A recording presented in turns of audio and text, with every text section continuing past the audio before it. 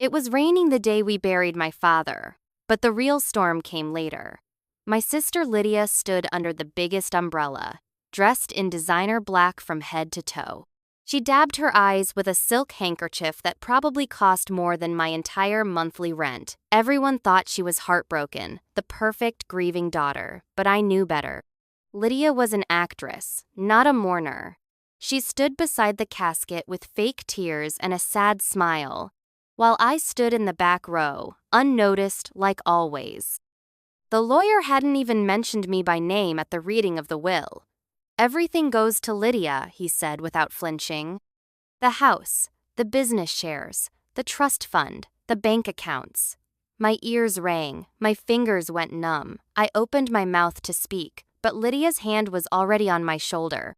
"It's what Dad wanted," she whispered. "You were always the dreamer. I'm the one who took care of things." She walked away before I could respond, and just like that, I was left with nothing. Not even a reason why. For weeks, I tried to make sense of it. My father loved me. I knew he did. He used to call me his bright star, always telling me how proud he was when I got my law degree. When I turned down big firms to do public defense work, he said Lydia was the business brain, and I was the heart. "Together, you're unstoppable," he once said. But now he was gone, and Lydia had taken everything. The estate, the office, the cars, even the paintings from our childhood home.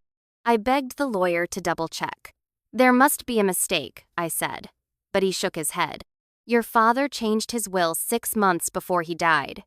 Everything was transferred to Lydia." I sat on the sidewalk outside his office that day, in my raincoat, soaked to the bone. I felt hollow. I called Lydia, hoping for a sliver of kindness. She didn't answer, but hours later, she posted a picture on social media, her sipping champagne in front of the estate gates. Caption: "Hard work pays off, Rip Dad." My blood boiled. That's when I knew this wasn't a mistake. It was a setup. I went home that night and opened the old storage box I kept under my bed. Inside were notes my father had written me. Birthday cards, scribbled encouragements, a faded photo of us fishing at the lake. I stared at it for hours, asking myself the same question over and over again. Why would he cut me off? Then I found a tucked behind an envelopian old sticky note that said, "Never trust Lydia with numbers." My breath caught. I had forgotten, he wrote, that after she nearly bankrupted her boutique by mixing business and personal accounts. Suddenly, the pieces started clicking. 6 months before he died, Lydia had moved into his estate under the excuse of helping manage things. She also took over his accounting. His health had declined. He'd trusted her, and she'd used that trust to rewrite everything. But here's the thing about me: while Lydia was busy stealing, I was busy learning, and I wasn't about to walk away quietly. If she wanted to take everything from me, I was going to take everything from her. But not just the money. That would be too easy. No, I wanted to take what Lydia truly valued: status, attention, power. I wanted her to see me rise higher than she ever dreamed.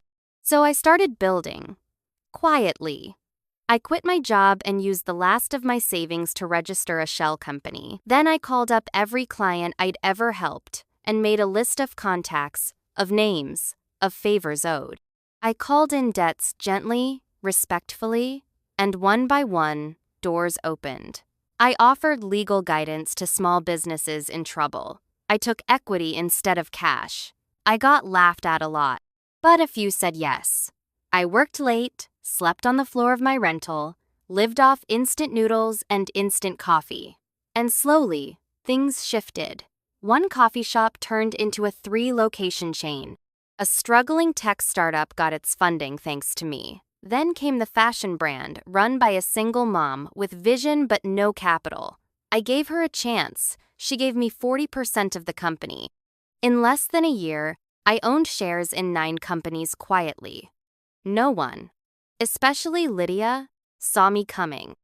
Then one day, I got a call from a luxury development firm. "We're interested in acquiring Lydia's boutique chain," the voice said. "But we heard you might own a competitive brand. Would you be open to a meeting?" I froze. Not because I was shocked, but because I had been waiting for this exact moment. Lydia's chain was overvalued, unstable, and bleeding cash. Mine? Profitable. Fast-growing. Trendy. I took the meeting. I signed the papers. I expanded. Within 3 months, her flagship store was closing. No announcement, no fanfare, just empty windows and for lease signs. I passed it one evening on my way home, couldn't help but smile. The boutique she mocked me for not shopping in now belonged to me. And that was just the beginning. A week later, I walked into an investment pitch meeting hosted by one of the largest private equity firms in the city. I wore a sleek black suit and carried a portfolio thicker than Lydia's ego. As I took my seat at the table, I noticed her name on the schedule after mine. Same room, same people, same opportunity. I smiled to myself. This time, she would walk in expecting to impress the room. And instead, she'd find me sitting there, already winning. Everything she ever wanted was now in my hands. The moment Lydia walked into the conference room, the temperature dropped. She was dressed like she always was, fashionably loud. Red heels, expensive bag, sunglasses perched on her head like a crown. She scanned the room with her usual smirk, expecting applause or at least recognition. But when her eyes landed on me, sitting confidently at the head of the table, her expression cracked for the first time. She blinked like she couldn't believe what she was seeing. I didn't move. I just offered a polite smile, nothing more. The investors, 5 of the most powerful partners at Kingstone Capital, were already flipping through my presentation folder. One of them, a gray-haired man named Mr. Elton, turned to Lydia. "Ms. Walker, you're early. We're still reviewing Amelia's proposal." Lydia's mouth twitched. "Amelia?" she asked slowly, as if my name left a bad taste. "Yes," I replied calmly. "You remember me, right? Your little sister? The one who was left out of Dad's will?" The room grew tense. Lydia gave a tight laugh. "Of course I remember. I just didn't realize we were both invited." I raised an eyebrow. "I wasn't invited. I was requested." The men around the table chuckled lightly, sensing the tension but enjoying the spectacle. Lydia's eyes narrowed. "Well, this should be interesting," she said, taking a seat across from me. I could see the storm building behind her perfect smile. She didn't like surprises, and this one was personal. The partners resumed their questions about market projections, equity splits, growth strategies. I answered each one confidently, calmly, while Lydia sat stiffly, pretending to read her notes. I saw her glance down at my folder, trying to catch up, but she was too late. The deal I had proposed wasn't just good, it was airtight, profitable, scalable, and already backed by real numbers. I could feel the tide shifting in the room. These men weren't just listening. They were impressed. And Lydia? She was sinking. After my pitch ended, I stood up, shook their hands, and thanked them for their time. As I walked past Lydia, I leaned in just enough for her to hear me. "Next time, try being early." Her jaw tightened. "This isn't over," she hissed. "No," I said, still smiling. "It's just beginning." Later that afternoon, I got a text from Jade. "Lydia's boutique just filed for emergency funding. She's panicking." I stared at the screen for a long moment before typing back. Let her sweat. That night, I poured myself a glass of wine and looked over the list of assets I now controlled. Real estate, equity, retail, media partnerships. One by one, I had quietly taken over every opportunity Lydia had once bragged about. She used to laugh at me for being the plain one, the bookworm, the one who didn't fit in with the glamorous world she built for herself. But now, that world was built on loans she couldn't repay and promises she couldn't keep. And the worst part? I hadn't even started publicly yet. Everything I'd done so far was quiet, strategic. But now I was ready for the next phase. I didn't just want to succeed. I wanted her to know. I wanted her to feel it every time someone whispered my name in a room she thought she owned. So I called a friend, Tashuon, of the biggest lifestyle journalists in the city. We hadn't spoken in years, but she owed me a favor. "Amelia?" she said. surprised. It's been forever. I have a story, I told her. One about betrayal, legacy, and an empire built from ashes. Are you interested? She paused. Tell me more. I gave her everything just enough to intrigue her. Not about the inheritance, not yet. Just about the girl who rose from nothing, quietly becoming a power player in the city's competitive business scene. Tasha was hooked. This'll be the top story of the week, she said. Everyone's going to be talking about you. Good, I replied. That's exactly what I want. We scheduled an interview at my office. I made sure the skyline was behind me. I wore a sleek white suit, and no jewelry, just quiet power. When the article went live, it exploded. The unknown woman behind the city's fastest-growing empire was the headline. Lydia read it. I knew she did. She posted a vague quote on her story. Some people need the spotlight to feel important. I build in silence. But silence couldn't save her now. The next day, I received an email from Lydia. Short, cold. We need to talk.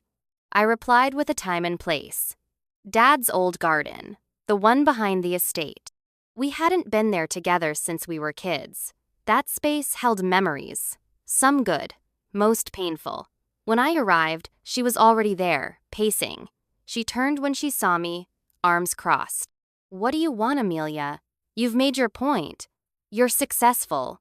Great. Why are you coming after me? Because you came after me first, I said plainly. You took everything that wasn't yours. Dad left it to me.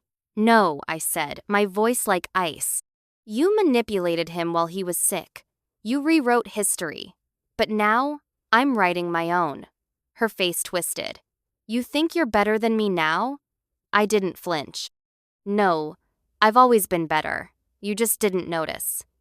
She stepped closer. I can ruin you, I smiled, calm and unshaken. You could try, but you'd have to climb up here first. I turned and walked away, leaving her standing in the garden with the wind howling around her. Lydia was quiet for a few days after the garden meeting, but silence from her was never peace, it was planning. She never took losing well. I knew her well enough to understand that behind her polished smile and curated social media posts was a woman unraveling. Her empire wasn't just crumbling, it was imploding. Creditors were circling, investors were nervous, and vendors were starting to whisper. I could have let her fall on her own, but I wanted more than that. I wanted the truth exposed. Not just to me, but to the world. So I did what I do best. I investigated. I knew she had covered her tracks when she convinced our father to change the will, but I also knew she wasn't as careful as she thought. Lydia was smart, but she was arrogant. Arrogance leads to sloppiness. So I made a few calls, pulled some strings, and hired a forensic accountant. A quiet woman named Elise, who had worked with me on another deal. Within 72 hours, Elise sent me a file password protected. The subject line read, "You were right, she forged it." My heart slammed in my chest as I opened the document. Inside were scanned copies of the original will, side by side with the one Lydia had submitted to the courts. There were subtle differences, date formats, signature placements, wording. To the untrained eye, it looked like a simple update, but to a lawyer like me, it was obvious. The original copy listed both Lydia and me as equal heirs, 50-50 split. The fake one gave her everything. Elise traced the metadata. The updated version had been printed from Lydia's office computer just days before our father's health completely collapsed. The timestamp? 2:37 a.m. She had done it behind closed doors. Late at night. Alone. Probably while Dad was asleep in the next room. Rage tightened my throat. She hadn't just stolen from Mesh, had robbed a dying man of his last act of fairness. I sent the report to my personal attorney.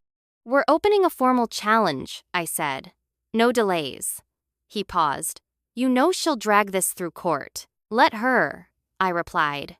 The longer she fights, the more people will watch her lose. I didn't tell Lydia what I had found. Not yet. I wanted her to learn the way I had be surprised.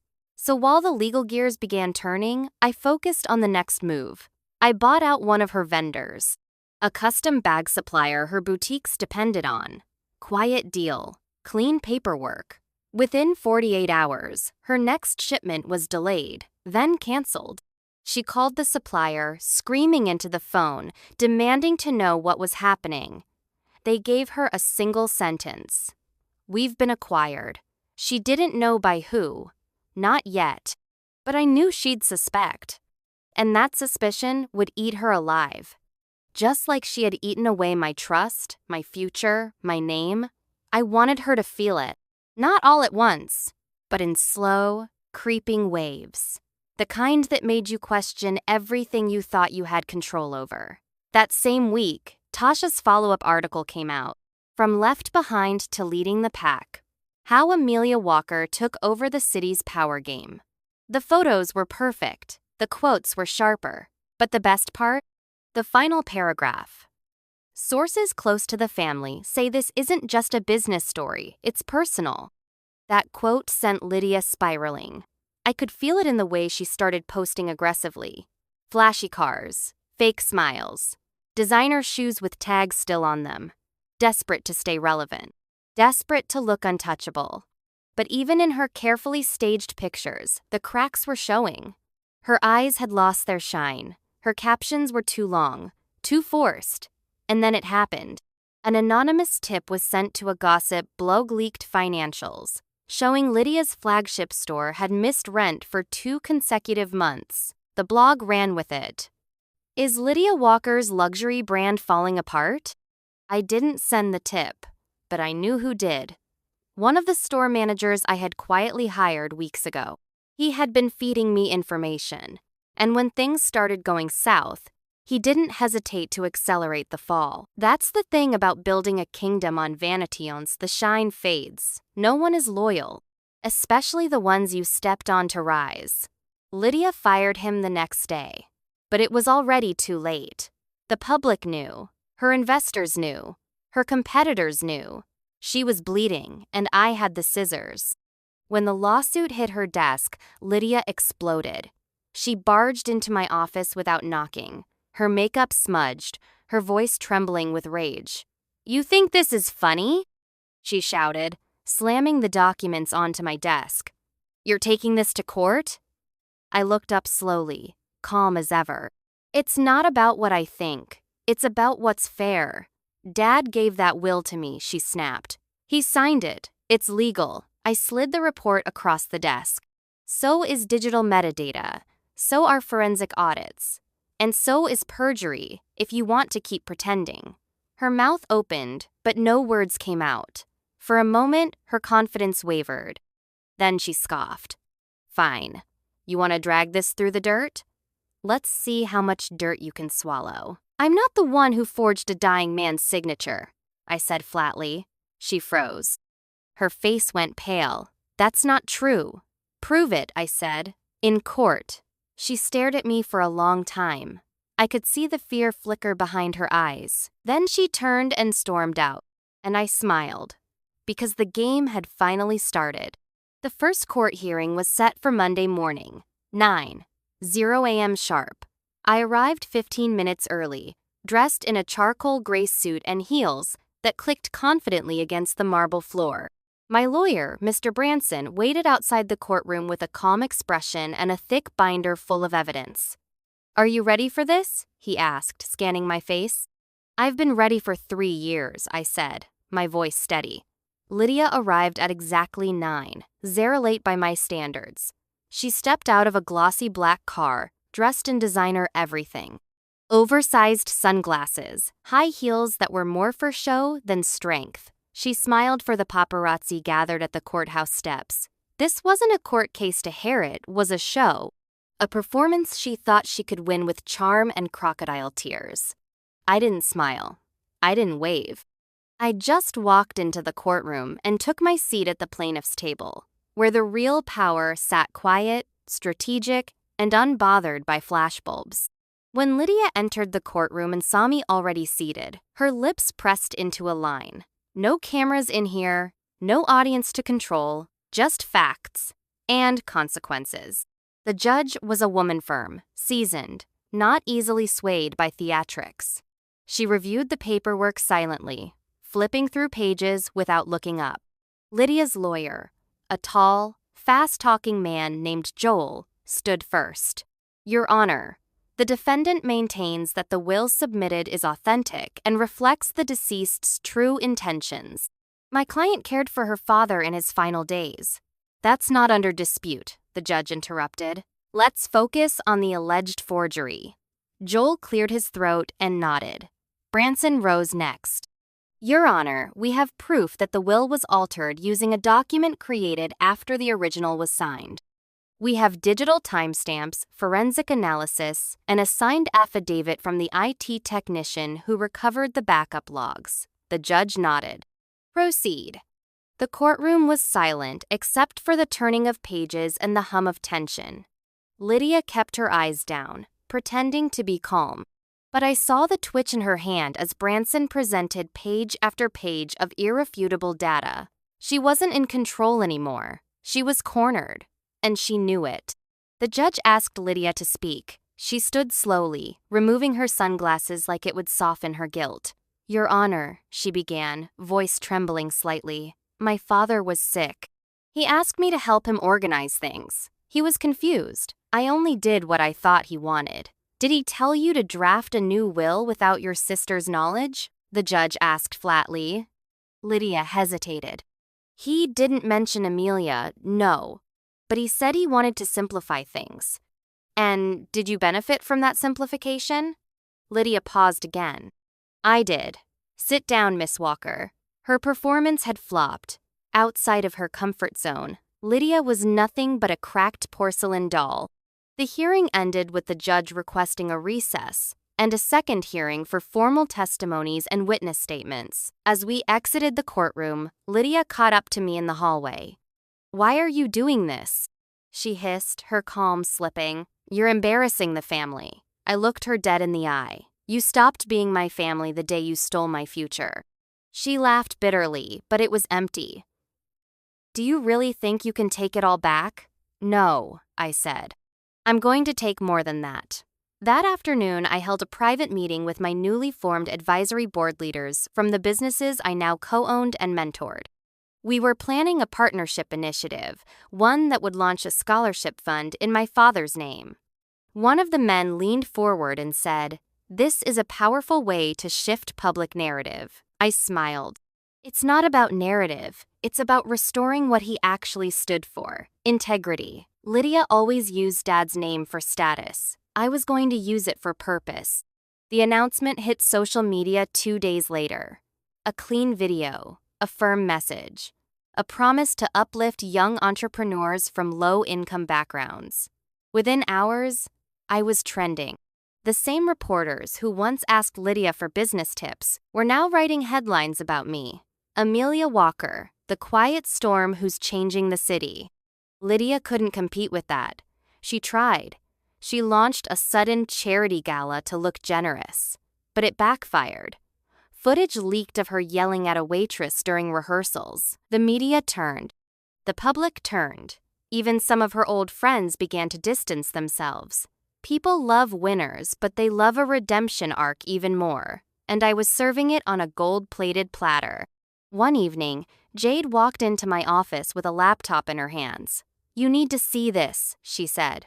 It was a video Lydia had posted on her private account. She was crying, unfiltered, unedited. Everyone's turning against me, she said, all because Amelia wants revenge. I loved my father. I did everything for him. I just wanted what I deserved. She sniffled, wiping tears. But she wants to destroy me. I watched it all in silence. When it ended, I closed the laptop and said, "Let her talk. We're not done yet." Because soon, Lydia wouldn't just lose the estate and the title. She'd lose the very thing she treasured most, her name. And I was ready to take that too. The day I served Lydia the cease and desist letter was the day her mask truly cracked. I had waited until she was at one of her few remaining public appearances, an overpriced women's leadership brunch she wasn't even speaking at, just attending to stay relevant. I sent the papers directly to the venue. A suited courier handed them to her at the table. Cameras were present. Whispers followed. Lydia froze as she unfolded the envelope, eyes scanning the bold title, Use of Walker Family Name for Commercial Gain, under review. Her hands shook. Her smile vanished. She looked up and saw the guests around her already staring. She stood too fast, knocking her wineglass over. Red liquid splashed across her white dress. The moment was poetic. In the video that later went viral, she's seen dabbing the stain while trying to leave gracefully, but the damage was done. The internet had already crowned it the fall of Lydia Walker. Meanwhile, I sat in my office with the TV on mute, watching the footage play again and again. Not to gloat. Just to remind myself, this is what happens when you steal and pretend no one will ever hold you accountable. You see, after our father died, Lydia trademarked the Walker name and used it as the face of all her businesses. Legacy, she called it. But the truth was, she had no intention of honoring anything except her own image. I had let her do it for a while. Watched from the sidelines as she hosted events with his name plastered on banners, magazine covers, and business cards. But now that the courts were investigating the will and her hand in altering it, I had the legal grounds to challenge her rights to that name. And I did, fully, ruthlessly. My lawyers moved fast, arguing that her use of the Walker brand was rooted in fraud and personal gain, not family preservation. That her public association with our father's name was damaging, misleading, and most importantly profitable in all the wrong ways. The judge approved a temporary injunction. She had to stop using it. On everything, her stores, her packaging, her emails, the name she built her identity on was suddenly out of reach. And just like that, Lydia Walker no longer existed in business. The fallout was immediate. Clients backed out. PR firms severed ties. Investors panicked. Without the Walker name, Lydia's legacy brand became just another boutique with overpriced clothes and no direction. She tried to pivot, rebrand, even change the company name to something edgy and modern LIV by Lydia. But it didn't stick. The name wasn't the problem. The problem was her. The truth was leaking through every crack. Court documents were public now. People could read the will for themselves. The blogs that once praised her were now picking her apart. I watched as the last thing she truly had, public image, began to rot. One post at a time, one headline at a time. I didn't need to lift a finger anymore. She was unraveling on her own, and I was just getting started. Because there was still one place left to reach. One stage, Lydia always thought she controlled our childhood home. It had been untouched since Dad died. Lydia insisted it wasn't for sale. She kept the gates locked, the curtains drawn, and paid a full-time staff just to maintain the estate's purity. But I knew better. I knew the real reason she held onto it. That house wasn't just property, it was her trophy. The proof that she won, that she got everything. So I waited until the day the court officially declared the forged will null.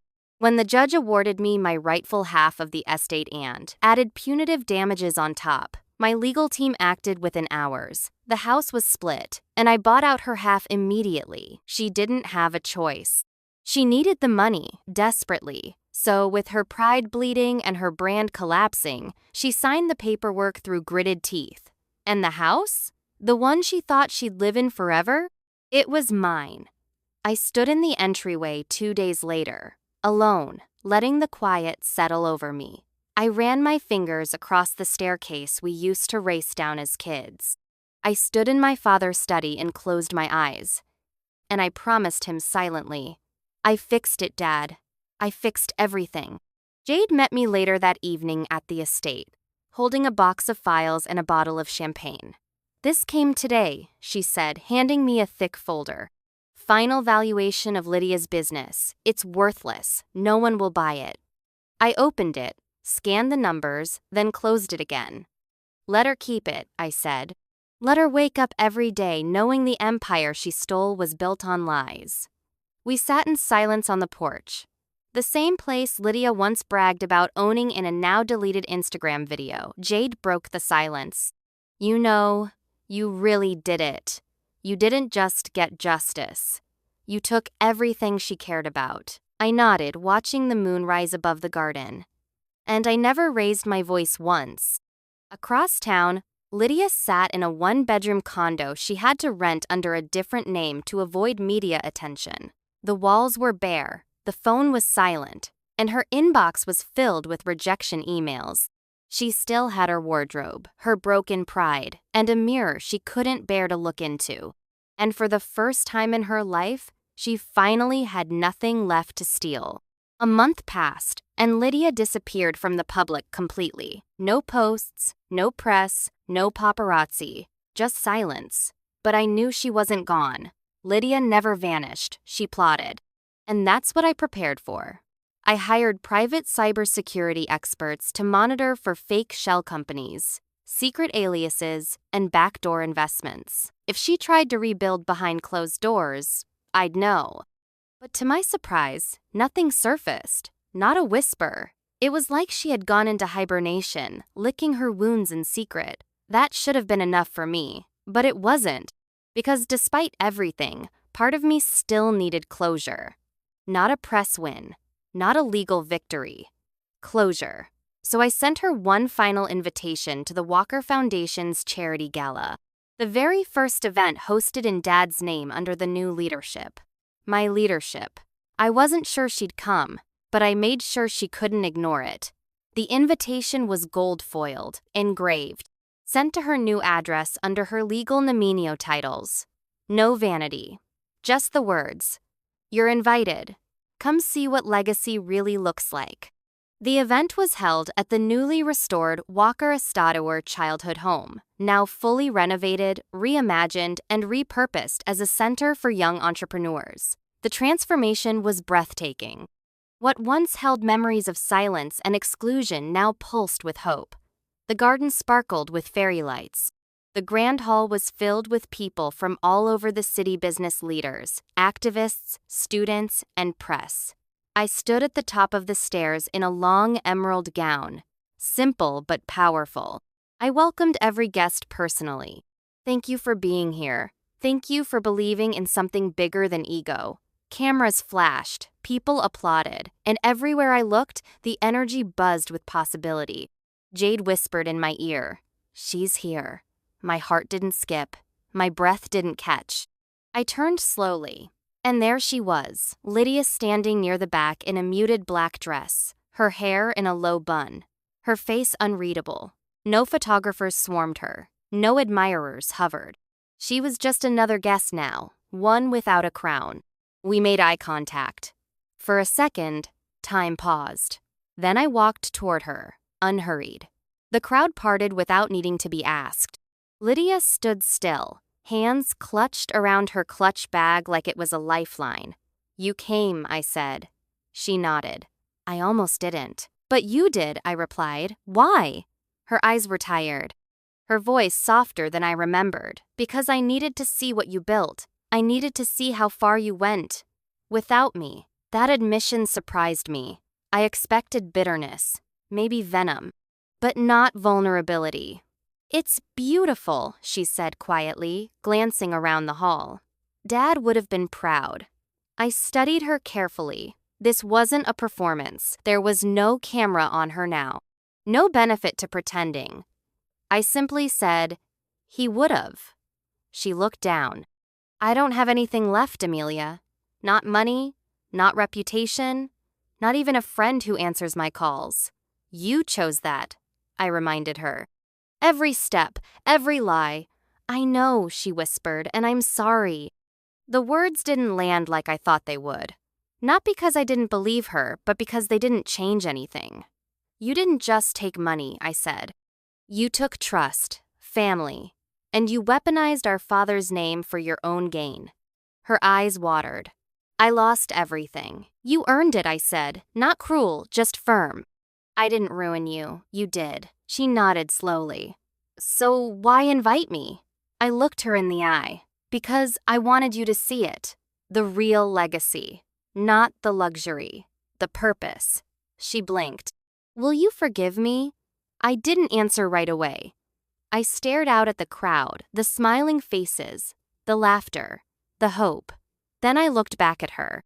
Forgiveness doesn't mean you get access again. It means I've made peace with who you were. But you're not part of who I'm becoming. Lydia nodded. I understand. Then you're free to stay. Or leave. That's your call now. I turned and walked back into the light, toward the podium, where the city waited for my speech.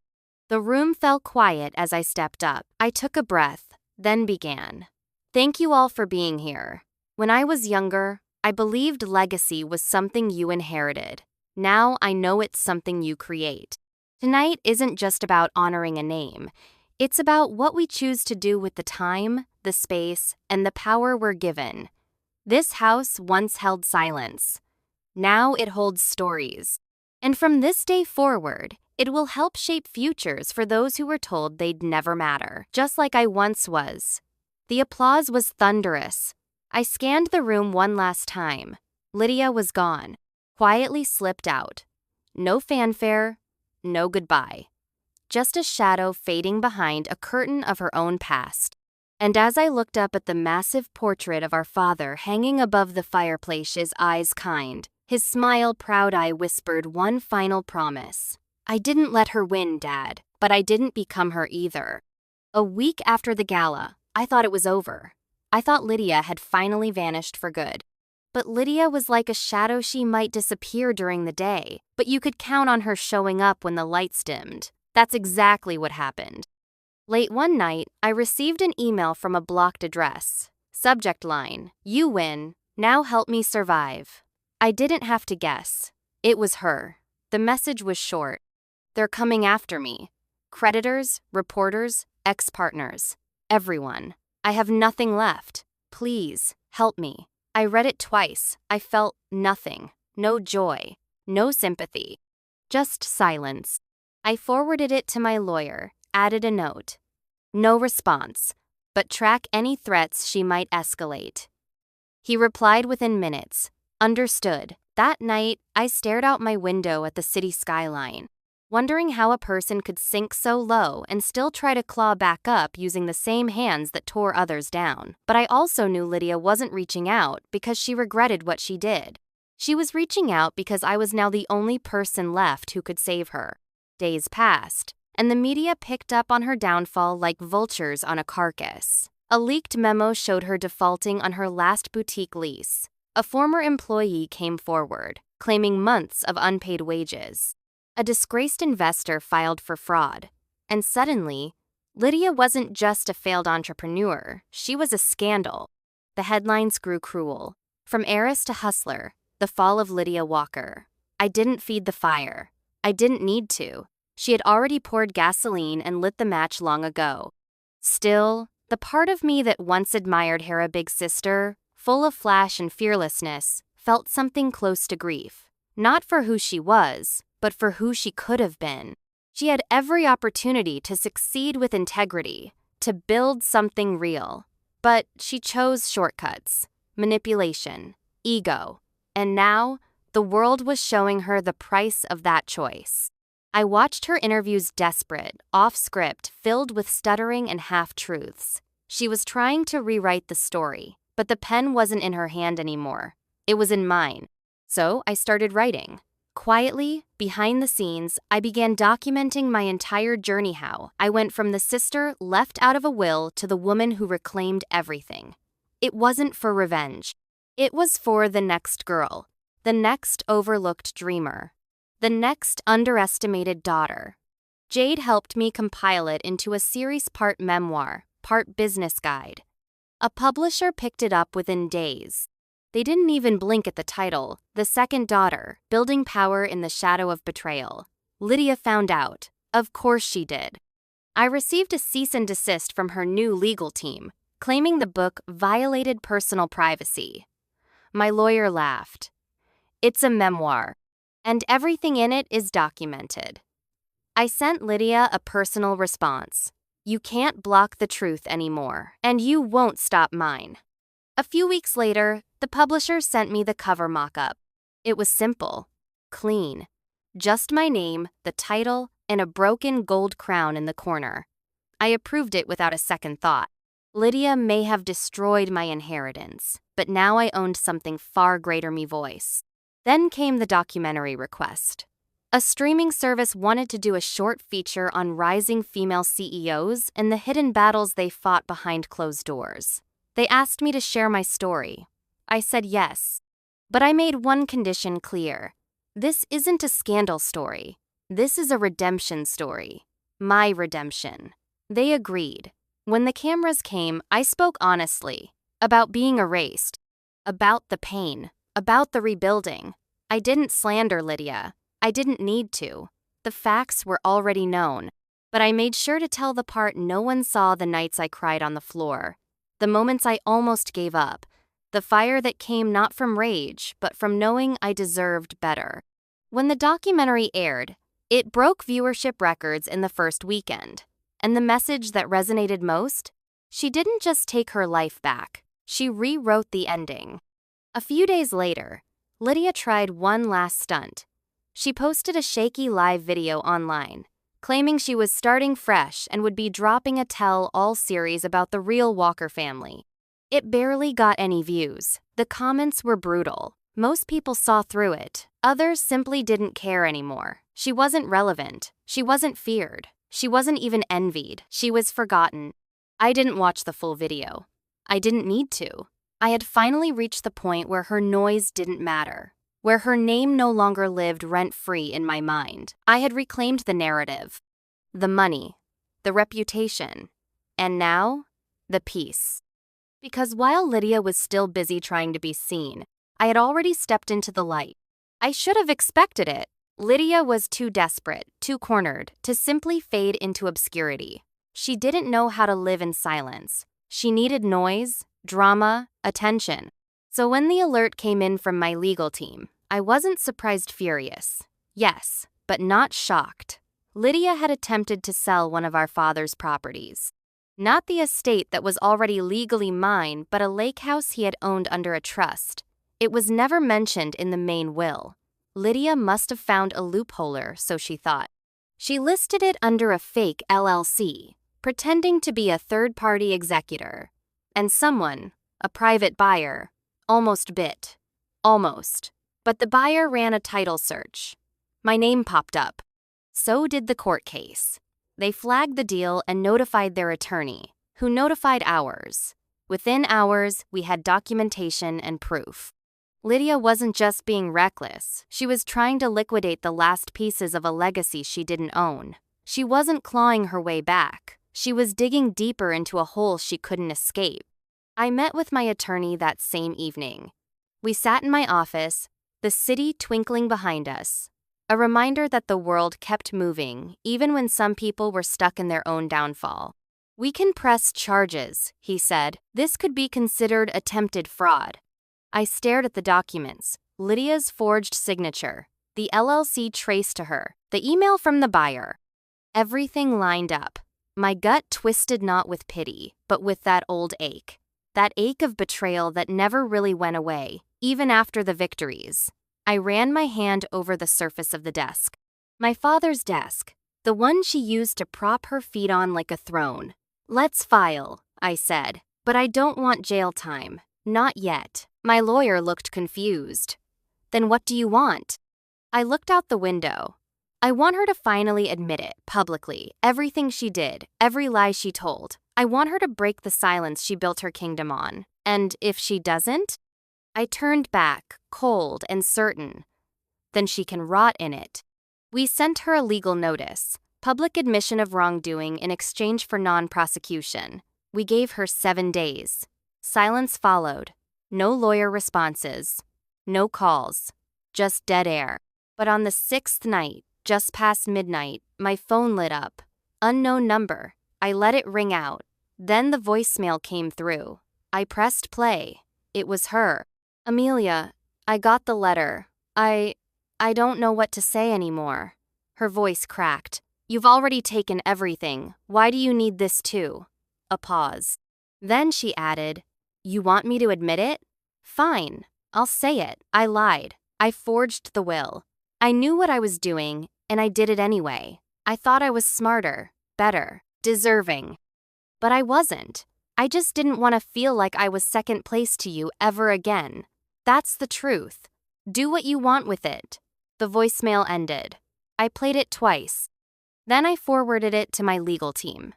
That'll do, I wrote. We drafted the official settlement. In exchange for the voice recording and a formal public apology, we would drop the fraud charges. She signed the paperwork the next day. Her confession aired on a live stream. She sat in a plain white room. No makeup, no filters. Just her and the truth. I stole my sister's inheritance. I forged our father's will. I lied to the court, the media, and to all of you. I am sorry. The stream lasted 4 minutes. It spread like wildfire. The apology made headlines, but not the kind she used to love. Lydia Walker. From fashion mogul to public shame. Her name became a cautionary tale. Her voice, once envied, was now mocked. But me? I didn't post a response. I didn't comment. I didn't even acknowledge it publicly. Because the best revenge isn't loud. It's silent. It's living in peace while the one who wronged you drowns in the sound of their own collapse. And still, I wasn't done yet. Because there was one final piece Lydia never knew I had. A letter. From our father. It was handwritten, sealed in an envelope, found in the bottom drawer of his locked study cabinet during renovations. Dated 2 weeks before his passing. On the outside it said, "To be opened by Amelia only." Inside it read, "If you're reading this, then something went wrong. If Lydia got to the papers or twisted the truth, I want you to know I didn't choose her over you. I trusted her when I shouldn't have. I was tired. I didn't double check. I let her handle things, thinking it was easier. But I never changed what I felt. You are my legacy. I hope you remember that. I hope you fight for it. But more than anything, I hope you find peace in the storm." It wasn't long, but it was enough. Enough to put out the last flicker of doubt in my heart. Enough to remind me why I had fought so hard, not just for the money, the house, or the name, but for the truth. And now, I owned it. For 2 days, I kept the letter hidden. Not because I wanted to gloat or frame it like a trophy, but because it felt sacred. Our father's handwriting, his words, his truth, all written before the lies, before the court battles, before the betrayal that split everything apart. I read it 3 times the first night I found it. The way he called me his legacy, the way he admitted his mistake, it filled a gap inside me I didn't even know was still empty. A part of me wanted to burn the letter after that to keep it for myself and let Lydia live with the silence she gave me. But something stopped me. A voice in my head, maybe his whispering, "Give her the truth too. Let her see what she was never meant to touch." So I made a copy. I had it delivered to the same dingy condo she now called home, inside a plain envelope with no return address. I didn't write a note. I didn't need to. She would know it was from me, and she'd know exactly what it meant. 3 days passed, then 4. No reply, no call, not even a message from one of her new, quiet-faced lawyers. But on the 5th morning, I found a small package at the front desk of my building. No sender listed. I opened it in my office, heart steady. Inside was a single item. The gold bracelet our father gave us when we were kids, the one Lydia always refused to give back. Her name and mine engraved on either side of a tiny heart. For years, she wore it like a weapon. Now she was returning it. I stared at the delicate chain for a long time before placing it in my desk drawer, right next to the original letter. It wasn't forgiveness. It wasn't healing. But it was something, a surrender, maybe, an acknowledgement. And that was enough. Lydia finally understood that her crown was never hers to wear, and I had never needed one to rule. Later that afternoon, I attended a panel hosted by the Walker Foundation. It was a full-circle moment young women from underprivileged communities, standing in the same estate where I once felt invisible, now speaking about their dreams and building their futures. I watched a 19-year-old girl named Priya present a pitch for her handmade skincare brand, shaking as she spoke but glowing with passion. When she finished, the applause was loud. But what struck me most was how she looked at Minot like I was some unreachable success, but like I was proof that survival could look like strength, that power could wear softness. I hugged her after the event and whispered, "You've already won by showing up." And I meant it, because no matter how far I had climbed, I still remembered what it felt like to be shut out, talked over, and made to feel small. That memory would never leave me. And I wouldn't let it leave these girls either. The next morning, Jade walked into my office with a smirk. "You're not going to believe this," she said, handing me her tablet. I glanced down and froze. It was a new headline: Lydia Walker planning to leave the country. The article speculated that Lydia had listed her last remaining assets for sale: jewelry, her car, and a small stake she had left in a beauty startup she'd once mocked for being too small to matter. "Think she's really leaving?" Jade asked. I shrugged. "If she is, I won't stop her. The past has already judged her." But part of me knew this wasn't about escaping. It was about starting over. Somewhere far enough away that people wouldn't recognize the name she'd stained. She'd no longer be Lydia Walker. She'd be someone else. A woman trying to live with the ashes of a name she burned. That evening, I walked through the estate garden alone. The roses were in full bloom. The lights from the main hall glowed softly through the trees. I sat on the bench beneath the old oak tree where Dad used to read to us on lazy weekends. The air smelled like jasmine and old memories. And for the first time, there was no weight pressing on my chest. No bitterness, no anger. Just quiet. My phone buzzed beside me. I picked it up. One new text. From Lydia. "Thank you for the letter. I didn't deserve it, but I'm glad you sent it." I stared at the message for a long time. I didn't reply. Not out of spite, but because there was nothing left to say. Her chapter in my story had ended. My story, however, was just beginning. I stood and walked back into the house. Inside, a room full of people waited for my investors, creatives, future leaders. I took my place at the center of it all, not because I needed to be seen, but because I had earned the right to lead, not with noise, not with vengeance, but with the one thing Lydia never understood: purpose. And just before midnight, I whispered to myself, "She stole my inheritance and paid the price." But I turned that loss into something untouchable. The book launch was held in the same ballroom where Lydia once hosted her fashion shows. But this time, it wasn't runway lights flashing, it was camera shutters, applause, and conversations about legacy, resilience, and rebirth.